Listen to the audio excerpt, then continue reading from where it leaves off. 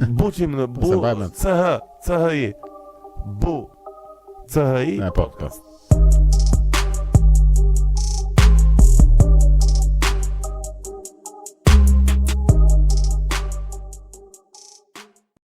Miqtë mi, le të bëjmë një ushtrim të vogël mendor.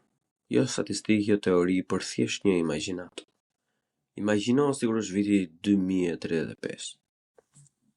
Ti je një turist, le të themi amerikan apo kinez, pak rëndësika, që viziton Europën. Ndoshta për herë të parë, ndoshta jo, ndoshta Europa ka qenë gjithmonë destinacioni yt I ëndrave.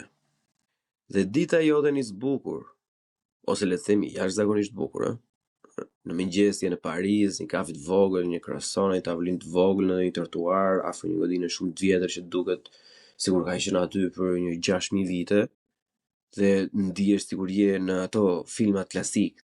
Spektakël. Në drek, fal teknologjisë të transportit, ti mund të hipesh në një tren super të shpejtë dhe shkon në Rom. Ha ushqim fantastik, shikon, viziton Koloseun dhe gjithë qytetin, ndjen historinë, ndjen të gjithë karakterin e një qyteti të atill. Dhe në qoftë se ke akoma fuqi, mund ta përmbyllësh ditën tënde zjarr fare, e gjen veten në Berlin me një birë në dorë, muzikë, qytet, kallaballok. Europa është e bukur, është elegante, është histori. Duket perfekte, por diçka nuk shkon. Se rrugët janë shumë të pastra, të rregullta, por disi të heshtura. Kafenet me të vërtet mund të jenë plot, edhe restorantet, por kur I shef me vëmendje, kupton se shumica e njerëzve janë të moshuar. Flok grill, lëvizje të ngadalta, biseda për mjek, për pensione, për dhimbje shpine. Dhe pastaj futesh në një dyqan për të blerë një suvenir, diçka e vogël, simbolike, normalisht. Dhe kupton që ai dyqan nuk është në pronësitë e një vendësi. As ai, as dyqani I ngjitur, as ndërtesa përballë. Në fakt, bllogje të tëra ndërtesash, qytetesh, portet, aeroportet, infrastrukturë energjetike janë në pronësi të korporatave të huaja. Dhe aty të bie një mendim I ftohtë në kokë. Nuk je duke vizituar më një superfuqi botërore. Je thjesht duke ecur në mes të muzeut më të shtrenjtë të hapur në botë. Në vitin 2008, ekonomitë e Bashkimit Evropian dhe Shteteve të Bashkuara ishin pothuajse identike në madhësi. Madje, nëse do të tregojmë precizë, Europa ishte pak më e madhe. Ishin deri diku binjak, 2 bllokë që ishin ndërtuar rendin botëror modern. 2 kontinente që kishin teknologji, industri, kapital, ushtri, ide, popullata. Sot këta binjak janë ndarë, jo gradualisht, por në fakt teje dhe brutalisht. Ekonomia amerikane ka kaluar 27 trilion dollar. Europa mezi ka kaluar 17 trilion dollar. Diferenca mes tyre sot aq e madhe sa pothuajse e gjithë ekonomia e Japonisë. Një hendek që nuk mbyllet vetëm me fjalime, as me samite, as me Davos, as me gështat, as me deklarata politike. Dhe për një gjë duhet jemi jashtëzakonisht shumë të qartë dhe të vërtetë. Kjo që po ndodh me Europën nuk është aksident. Është një pandemi, është luftë, nuk është fat I keq. Është rezultat I vendimeve të gabuara të përsëritura nëpër dekada. Pra një vetvrasje ekonomike dhe demografike e ngadaltë. Le ta fillojmë nga baza. Europa u bë e pasur sepse prodhonte gjëra reale. Makina, makineri, kimikate, farmaceutike, energjia që lëviz botën. Zemra e Europës ishte Gjermania. Dhe zemra e Gjermanisë, siç juve mund ta dini, ishte industria e rëndë. Formula gjermane mbase mund të ishte cinike, por ishte gjeniale dhe funksiononte në mënyrë perfekte. Siguria ushtarake vinte nga Amerika, tregu gjigant nga Kina dhe energjia e lirë nga Rusia. Dhe për vite me radhë kjo formulë funksionoi për mrekulli. Derisa mbaroi. Kur tubacionet e Nord Streamit u shkatruan, modeli ekonomik gjerman u shëm brenda natës. Jo ngadalë, jo gradualisht, por me njëherë. Kompanitë filluan të mbyllin linja prodhimi, fabrikat filluan të ndalojnë, punëtorët filluan të humbin vendet e punës. Për shembull, BASF, kompania më e madhe kimike në botë, mori një vendim që duhet të kishte ndezur alarmin në të gjithë Europën, jo vetëm në Gjermaninë, që do të mbyllin prodhimin në Gjermani dhe investoi miliarda në Kinë, sepse prodhimi kimik kërkon energji dhe Gjermania e bëri energjinë aq të shtrenjtë sa prodhimi u bë matematikisht i pamundur. Ironia është e dhimbshme dhe deri diku edhe qesharake. Gjermania është vendi që flet për mjedis dhe të drejta e njeriu, por i detyron kompanitë e saj të zhvendosen në një vend që djeg qymyr pa asnjë kufi. Dhe kjo nuk është vetëm për BASF. Në fund të vitit 2024, prodhimi industrial gjerman ra në nivelin më të ulët që nga lockdowni i vitit 2020. Europa prosbrazet nga industria e saj dhe kjo nuk ka asnjë dyshim. Kjo është tejet e qartë fatkeqësisht. Por edhe sikur industria të zhduket, një shoqëri mund mbijetojë, sepse ka njerëz dhe fëmijë, ka brezat e tjerë, idealet e tjera. Ndryshimi vjen me gjakun e ri, por Europa nuk ka fëmijë. Italia është shembulli më i qartë. Një vend i bukur, kulturë, ushqim, histori, art. Nga do të kthehesh, e ke aty. Ama, djepat e kanë bosh. Në vitin 2024, norma e lindshmërisë në Itali ra në 1.18 fëmijë për grua. 1.18 fëmijë për grua, plak. Kur për të mbajtur popullsinë stabile nga viti në vit, norma duhet të jetë 2.1. 1.18 nuk është as krizë, është zhdukje demografike komplet. Nuk e di edhe se sa vite do jetojmë që do kemi italian. Do vi momenti ku nuk do ketë më. Imagjino për një moment që je një italian, ku diun, 25 vjeç, quhesh Matteo ose Matilda, sapo ke mbaruar universitetin. Ke një diplomë në dorë, ke bërë gjithçka që shoqëria të ka thënë të bësh siç duhet valla. Por nuk gjendat punë, sepse ekonomia është e ngrirë, e ngadalshme, stagnacion, pa arritje. Dhe edhe sikur të gjesh diçka, paga nuk të mjafton për të jetuar vetëm sepse qerat janë të çmendura. Prandaj si milionat rinj të tjerë, jeton ende me prindërit. Ose me një 6-7 të tjerë. Ndani një apartament në kutia të vogla si kolibe. Deri këtu historia është e trisht por e zakonshme. Por ku qëndron goditja e vërtet? Shteti italian pret nga ti, Matteo ose Matilda, që të paguash pensionet e një brezi gjigant pensionistësh që janë mbi ty. Sepse sistemet e pensioneve në Europë, si në pjesën më të madhe, janë pay as you go. E shpjeguar thjesht, kjo do të thotë që nuk ekziston asnjë kasafort, asnjë fond i art, asnjë llogari sekrete ku janë ruajtur paratë e gjyshes tënde për pension etj. Paratë që gjyshja merr këtë muaj dalin drejt për drejt nga paga jote po këtë muaj. Në vitin 1960 kishte 4 punëtorë për çdo pensionist plak. Ishte e lehtë, ishte bare vogël, sistemi funksiononte pa probleme në mënyrë perfekte. Por deri në vitin 2050 në vende si Italia dhe Spanja do të ketë më pak se 2 punëtorë për çdo pensionist. Tani bëje matematikën ti vëlla. Nëse 2 persona duhet të paguajnë shpenzimet e jetës së një personi të tretë, shëndetësinë e tij, pensionin e tij, përveç shpenzimeve të tyre personale dhe përveç taksave për të mbajtur në këmbë të gjithë shtetin, çfarë ndodh? Taksat rriten. Po jo pak. Taksa masive, shtypse, mbytse. Dhe kur taksat mbi punën rriten kaq shumë, çfarë bën Matteo? A qëndron ai në Itali apo Hansi në Gjermani për të paguar 60% të ardhurave të tij për të mbajtur në këmbë një sistem që shumë gjasa nuk do të jetë më aty, do të ketë falimentuar kur të vijë rradha e tij për pension. E bën ai këtë? Jo. Asnjëherë. Ai largohet. Shkon në Shtetet e Bashkuara, shkon në Australi, në Zvicër. Dhe këtu fillon spirala e vdekjes, e kupton? Të rinj largohen, bazat atimore të kuret, qeveria rri taksat mbi pak të rinj që kanë mbetur dhe mundohet kështu të mbulojë boshllëkun. Më shumë të rinj largohen pastaj akoma dhe cikli vazhdon kështu deri në zhdukje. Këtë nuk po imagjinojmë, këtë po e shohim tashmë. Ne po, se jemi shqiptarë, kemi parë vetë se çfarë ka ndodhur me vendin tonë, por edhe në vendet e tjera po duket të qartë. Në vitin 2024 në Itali lindën më pak se 370.000 fëmijë plak.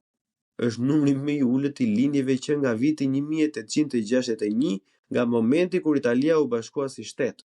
Dhe realiteti politik e përkeqëson situatën edhe më shumë, sepse kush voton në Europë? Të moshuarit. Nëse një politikan del dhe thot duhet të ulim pensionet për të shpëtuar ekonomik, ai u mbet zgjedhjet me diferencë stratosferike. Nëse një politikan thot duhet të sjellë miliona emigrantë për të rregulluar raportin mes punëtorëve dhe pensionistëve, ai shkakton takim kulturor, frikë, zemërim dhe prapë do ju mbiste zgjedhjet. Pra çfarë bëjnë këta politikan? Po ata që po bëjnë tani që është asgjë. Ta marrin borxhet për të paguar pensionet, duke u shtyr problemin për më vonë, duke shtyr për brezin tjetër, edhe për tjetrin, derisa do vjen në një pikë ku vetë atje ku s'ban më. Po ta kthej pyetjen drejt për drejt ty që po më dëgjon. Nëse do ishte ti Matteo, a do të qëndroje dhe do t'i paguaje ato taksa, apo thjesht do ikje? Mendoje seriozisht, lutem, mos u përgjigj shpejt. Dhe nëse do, shkruaje përgjigjen tënde diku, mbase në komente, mbase për veten tënde diku për ta biseduar me miqtë. Jemi vetëm tek pika e dytë akoma. Deri tani vetëm sa po kemi që industrializuar Gjermaninë dhe po zbrazim Italinë nga fëmijët. Por sigurisht Europa duhet të ketë një plan për të ardhmen, apo jo? Mendje të kështu mendoj të po Europa sepse është më e vjetra kontinenti, jemi të mirë, jemi kështu, jemi ashtu, duhet të kemi diçka ne sepse why not? Pse mos të me sigurt që e kanë këta një plan. Sigurisht që po ndërtojnë diçka të re. Sigurisht që po krijojmë Google-in e radhës, Nvidia-n e radhës apo gigantin e arshëm të inteligjencës artificiale që të shpëtoj kontinentin. Mirë ne. Vakumi i inovacionit ose vareza teknologjike europiane është e trisht. Një kujt i vogël i shpejt, tani më thuaj një smartphone europian. Të lutem, vetëm një. Nokia ka vdekur. O pref në paqe atje ku është. Ericsson, ramet pas. Tani më thuaj një motor kërkimi europian. Pikërisht, asnjë. Tani më thuaj një rrjet social europian. Nëse tani kemi një nerd që thot mastodon, teknikisht ke të drejtë, por në një njëjtën kohë je nerd plak, dhe të themi të drejtën nuk qëndron më njëri në mastodon. Në vërteta e hidhur është kjo, ekonomia moderne është digjitale dhe Europa është kthyer praktikisht në koloni digjitale të Shteteve të Bashkuara të Amerikës. Kjo është një vërtetë e hidhur. Por është e vërtetë. Ta ashtu quajturat Magnificent Seven, Apple, Microsoft, Google, Amazon, Nvidia, Meta, Tesla, ku janë këto? Se në Europë nuk janë. Vlera e kombinuar në bursë e këtyre 7 kompanive e këtyre 7 gjigantëve amerikanë është më e madhe se sa të gjitha tregjet e aksioneve të Britanisë, Francës, Gjermanisë dhe Italisë të marra së bashku. Pra, 7 kompani vlejnë më shumë se prodhimi industrial i gjithë Europës së rilindjes. Mendoje pak të absurditet historik. Dhe pyetja më e njëhershme është, a ndodhi kjo sepse europianët nuk janë të zgjuar? As pak jo. Është budallik të pretendosh diçka të tillë. Interneti u shpik në Cern, në Zvicër. Tip marrë një nga laboratorët më të rëndësishëm të inteligjencës artificiale në botë nisi në Londër. Talenti është këtu, truri është këtu, historia e shkencës është këtu. Problemi është diçka tjetër. Europa ka vendosur të bëhet superfuqia botërore e rregullimit. Ka një shaka të vjetër në biznesin global, besoj e keni parë edhe për meme që Shtetet e Bashkuara inovojnë, Kina kopjon, e ndërsa Europa rregullon. Për gjatë kohës ku në Silicon Valley, në Amerikë, po derdhishin miliarda dollar për inteligjencën artificiale, Bashkimi Evropian ishte i zënë duke shkruar atë famkeqin AI Act, akti i inteligjencës artificiale. Një mullar i madh ligjesh për të kontrolluar inteligjencën artificiale para se Europa të kishte qoftë dhe një kompani të suksesshme për inteligjencën artificiale për ta kontrolluar. Ky i thon eksaktësisht peshku në det i ganin zjarlla. Një shembull konkret për disa juve që mund të jeni të fushur është ajo Mistral AI. Tani Mistral është një startup francez inteligjencë artificiale. Janë shumë të zot me sa duket. Realisht në fakt janë shpresa e fundit për Europën për të konkuruar me OpenAI ose në marketin e inteligjencës artificiale to begin with. por në vend që të shpenzojnë 100% të kohës dhe energjisë duke të trajnuar modelet e tyre, ata detyrojnë të harxojnë burime të mëdha duke lëndruar labirintin e GDPR-i, Digital Markets Act, Digital Service Act dhe kush e di sa akte të tjera që Bashkimi Evropian i nxjerr nga vrimat e tyre. Imagjino tani që je një themelues i kompanisë e ti.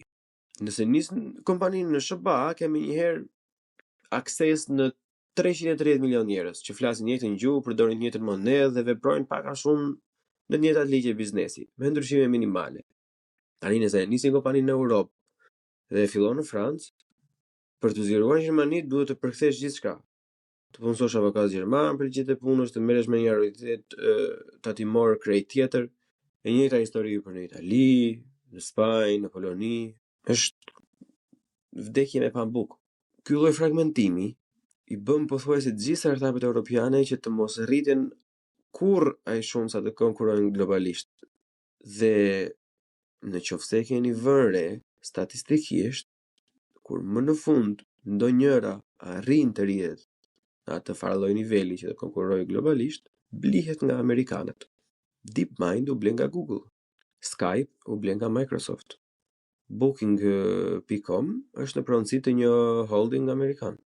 Europa po kthehet në një inkubator për korporatat amerikane, ku ajo rrit talentin ndërsa Amerika vjen edhe kor frytin. Kaq e thjeshtë është. Dhe kjo të çonte statistika më depresive e gjithë i kapitulli. Në 2008 në Europa kishte 30% të 100 kompanive më të mëdha në botë. Këto janë 30% plak. Kupton sa shumë janë? Gati 1/3 e elitës globale të biznesit. Sot më pak se 14. Në më pak se 2 dekada, Europa ka humbur më shumë se gjysmën e peshës së saj ekonomike në majtë botës. Në më pak se 2 dekada, e kuptoni sa e frikshme është kjo? E ardhmja po ndërtohet në San Francisco apo Shenzhen, disa tjerë mund të thonë dhe Indi dhe to gjërat e tjera që kanë nisur tani, laboratorët, idetë, platformat, teknologjitë që dominojnë jetën tonë, edhe që do ta dominojnë atë pas 10 apo 20 vitesh, nuk po lindin në Europë. Europa thjesht është ulur me qes kokoshka edhe po e shijon këtë proces. Nga ekrani një iPhone-i që është dizajnuar diku në Kaliforni dhe është montuar në Kinë. Një kontinent i tërë i reduktuar në spektator të së ardhmes vetë. Në kalon me të pika e 4 tek ikja e kapitalit.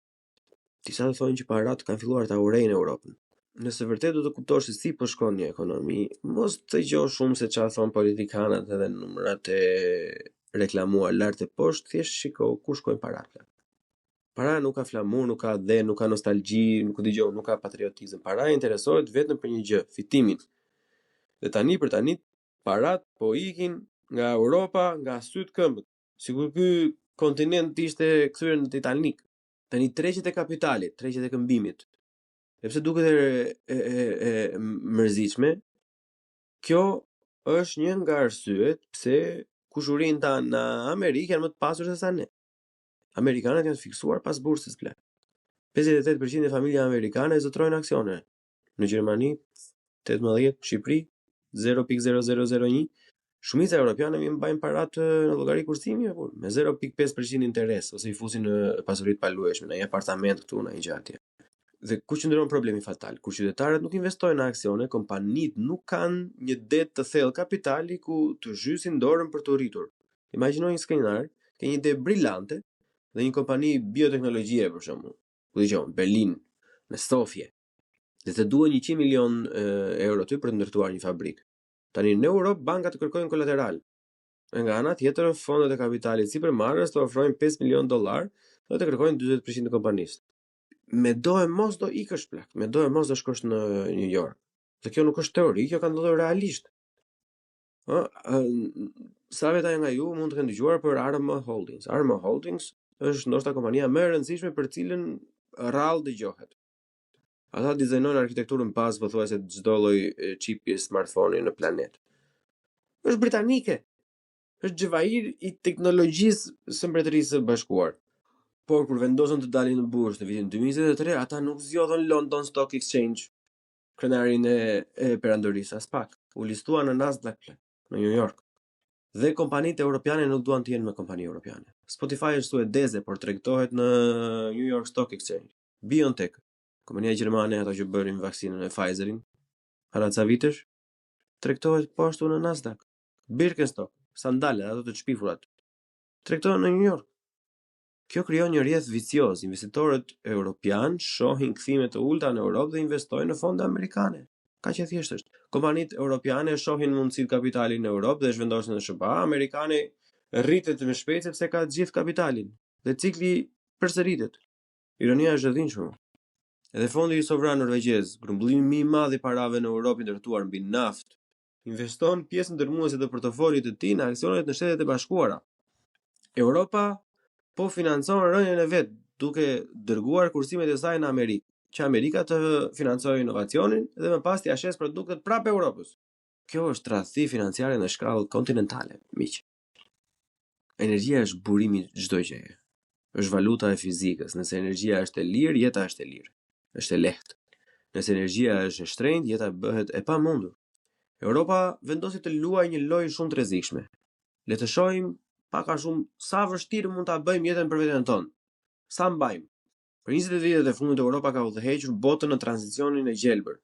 Dhe le të themi të vërtetën, po, emetimet janë ulur. Por mënyra se si u arrit kjo ishte ekonomikisht katastrofike, po se mund të kemi ajër të pastër tash, po nuk kemi bukë në shtëpi. Okej. Dikush do jetë i kënaqur me këtë. Tani, ç'a bëri Europa? Europa mbylli centralet bërthamore të sigurta dhe të besueshme, sidomos në Gjermani dhe në Belgjik për shembull. Ndaloi komplet atë fracking për gaz natyror ndryshe nga Shtetet e Bashkuara, ndërtoi sasi masive energjie nga era dhe dielli, dhe për momentet kur dielli nuk ndriçon dhe era nuk flyn, u mbështet te gazi i lirë rus si rezervë. Nuk e di tash nëse kërkon ti jesh ndonjë shkencëtar ta kuptosh gabimin këtu. Hapi i katërt varet nga një njeri i quajtur Vladimir Putin që supozoi të ishte partner i qëndrueshëm, racional, i besueshëm, tararat, i ri. Pastaj kur Rusia u fut në Ukrainë, iluzioni u shkatrua brenda natës, shumë me sekonda. Çmimet e energjisë në Europë që atëherë e mbani mend ty që masën njerëzit sa lek ka marrxuar sot me të ngëruar dhomën. 10 herë, 15 herë, sa mesatarja e ku dëgjon Amerikës. Ndërkohë që fabrikat amerikane po shjonin gazin natyror të lirë vendas, fabrikat europiane po paguan çmime shantazhi për gaz të lëngshëm, të transportuar me cisterna detare shpesh nga vetë Shtetet e Bashkuara, e kupton? Në vitet 2023 dhe 2024, industria europiane pagoi rreth 3 deri në 4 herë më shumë për energji elektrike se sa konkurrentët e saj, që janë në këtë rast Shtetet e Bashkuara dhe Kina. Çfarë do konkurosh me këto kushte ti? Më thuaj mua. Nuk ka rëndësi sa punëtorë të disiplinuar kemë, nuk ka rëndësi se sa efikas ti je nëse fatura e energjisë është 3 fish i konkurrentit ti pik. Është matematikë e thjeshtë. Dhe kjo nuk është vetëm për industrinë, është edhe për ty, për mua, për tjetrin. Në Mbretërinë e Bashkuar dhe në Gjermani, varfëria energjetike është term zyrtar sot. E kupton tani? Njerëzit zgjedhin mes të ngrohurit të shtëpisë apo të ngrohin veten. Rrjeti energjetik evropian sot është opozimi i paqëndrueshëm sepse investimi masiv në burime të paqëndrueshme siç është era dhe dielli, pa ndërtuar magazinim të mjaftueshëm bateri ka krijuar absurditete. Një orë ka qelluar që çmimet ka shkuar 9-0 plak. Orën tjetër kur era ndalon çmimet shpërthejnë. Idiocira që nuk imagjinoje dot në një libër prallash për fëmijë. Kjo paqëndrueshmëri e bën të pamundur planifikimin për bizneset. Tani le të jemi real. Europa vuri gjithçka në një vizion të vetëm për të ardhmen, një botë ku tregtia është e lirë, rregullat respektohen dhe Rusia është mike. Ajo botë ka vdekur, nuk ekziston më. Por centralet janë ende të mbyllura. Dhe ndërsa Europa që industrializohet për të shpëtuar planetin gjasme, Kina po ndërton 2 centrale qymyri çdo javë. Fryni syt ju, në një sferë jemi të gjithë. Europa po i pret fytin vetes. Vetëm për të ulur emetimet globale gjasme me një fraksion përqindjeje, ndërsa pjesa tjetër e botës vazhdon të djeg pa u ndalur. Tani për të folur pak për mbrojtjen ose më saktë për mungesën e saj. Për 75 vite Europa ka jetuar në një kopshtë magjik të mbrojtur nga një mur amerikan. Pas luftës së dytë botërore, marrëveshja ishte e thjeshtë. SBA garanton sigurinë përmes NATO-s, Europa fokusohet në ndërtimin e një shteti social. Ishte marrëveshje thuati fantastike vëlla për Europën. S'kishte nevojë për aeroplan mbajtëse, nuk ishte nevojë për ushtri moderne. Parat shkuan për shëndetësi falas, 6 javë pushime të paguara, pensione, jepit, më thuaj ti mua, çfarë duash. Europa blinte gjalpë dhe mjalt, Amerika blinte armë. Për dekada thuaj se asnjë vend i NATO nuk përmbushnin kriterin 2% të GDP-s për mbrojtje, asnjë. Ushtria gjermane u bë objekt tallje në ato kohë. Një moment raportoheshin thonë se ushtarët e servitit ishin me fshesa sepse nuk kishin mjaft pushk.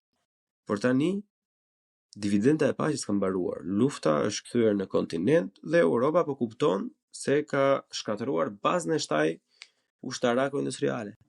Një fakt ronditës në fakt, në një konflikt me intensitet të lartë ushtria britanike për shembull me statistika do të mbetej pa municion për 2 ditë. Për 2 ditë. Çmendurim valla. Në qoftë do ishte me intensitet të lartë, mbas ditës se mbaruan plumat çefi. Çat bëj vllai. Gjermania nuk është shumë më mirë se ta aq. Tani qeveritë europiane po t'i keni vënë redhen për lajme, po vrapojnë ai dorë rria me ato se mi do bëjmë këtë, do bëjmë atë. Por në fakt çdo lek që vete për tanke është një mungesë për spitale, ku dëgjon, për këto gjëra kështu. Çdo predha artillerie është një pension më pak, apo. Europa po përballet me realitetin brutal. Ose më thjesht me realitetin që përballet çdo lloj shteti tjetër. Socialdemokracia është e shtrenjtë, por siguria është akoma më e shtrenjtë. Dhe për herë të parë në 3 breza duhet të paguajmë për të dyja. A munden? Me këtë ekonomi të ndenjur, fuqi punëtore në të kurje dhe zero rritje teknologjike, sikur s'del llogaria në fund vlla. Nga fundi 2024 sikur u panikosun çik BE-ja dhe thirrën atë Mario Draghin, njeriu që shpëtoi euron. Shkruajti një raport ai se si mund të ishte e konkurrueshme Europa në të ardhmen. Përfundimi i tij ishte brutal në fakt. Ai tha në thelb gjithçka që sapo dëgjuam. Paralajmëroi se pa ndryshim radikal Europa përballet me një agoni të ngadalt. Të tija fjalë, jo të mia. Mund ta bëni Google, të gjithë keni internet. Draghi atëherë kërkoi investime $800 miliard në vit për të kapur Shtetet e Bashkuara dhe Kinën. 800 miliard në vit. Kjo është si të bësh 2 plane Marshall çdo vit. Por ku është tragjedia?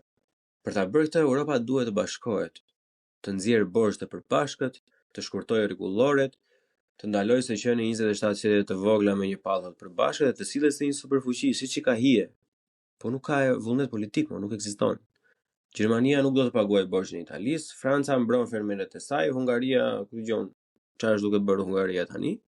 Dhe kështu mbeten 2 të ardhmet të mundshme. E ardhmja A është rilindja. Europa zgjohet, pret burokracinë, përqafon energjinë bërthamore, nxit lindjen e fëmijëve, ndërton një treg kapitali që rivalizon Wall Street. Do jetë e dhimbshme patjetër, më të kërkojë sakrifica, por do e shpëtojë kontinentin. E ardhmja B është muzeu, është rruga ku jemi tani. Europa bëhet një shtëpi pensioni e bukur për botën. Të pasurit do vinë, do shohin Koloseun, kullën e Eiffel, Mangalemin, qëndrojnë nëpër hotele amerikane, han ushqim të importuar nga Afrika, shërbehen nga 9 klasë migrantësh, ndërsa popullsia vendase shuhet ngadalë. Rënja në fakt do të jetë komode, dritat nuk do të fiken menjëherë, trenat thjesht do ecin pak më ngadalë, spitalet do mbushen pak më shumë, taksa do të rriten pak nga pak, derisa një ditë do të shikosh përreth dhe it's fucking over. Ka një mësim tu për kudo që jeton që mendon për veten e vet. Suksesi nuk është i përhershëm, pasuria nuk është e garantuar.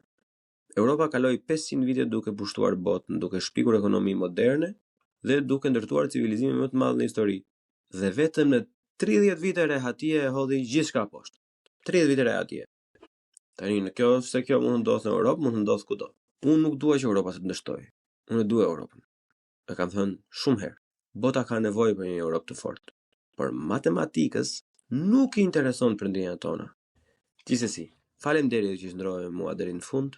Abonohu në kanal, të lutem, lë një like, koment dhe do shihemi në episodin tjetër. Buqim në bu, CHI, bu, CHI, podcast.